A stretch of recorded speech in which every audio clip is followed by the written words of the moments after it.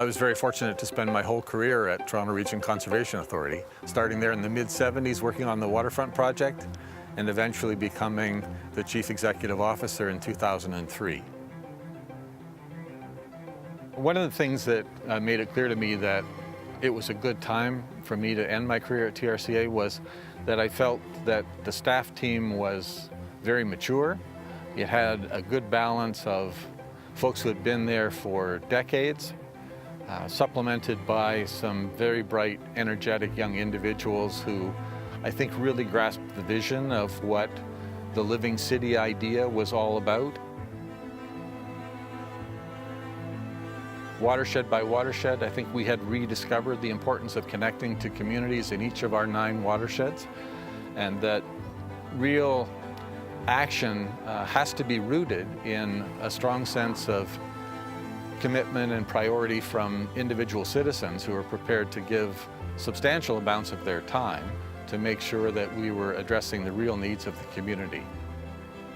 One of the barometers, I think, that traces our progress is the fact that the regional trail system, which is based on the valley systems that run from Lake Ontario all the way up onto the Oak Ridges Moraine, was really starting to come together. That vision of having a large-scale regional multi-use trail system had been around for decades, but I was there long enough to see major sections of that completed. I really enjoyed a delightful career at TRCA. The only problem with being there was the time went so quickly. It's hard to believe I was there for 44 years because it just flew by.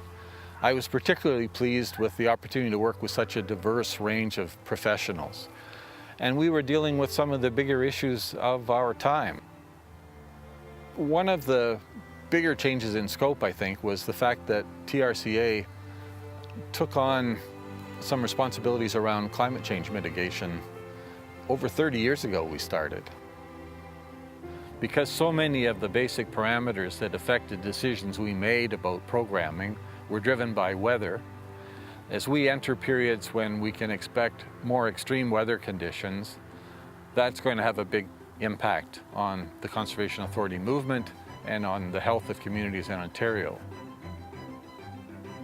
So as I think about the pressures that future conservationists are going to face, many of them are going to come from the impacts of climate change, and I really hope that conservation authorities will continue to see the urgency of having a wide range of programs that help to address those impending issues, because our children and grandchildren are going to face some very difficult challenges as a result of very drastic changes in the climate of the globe.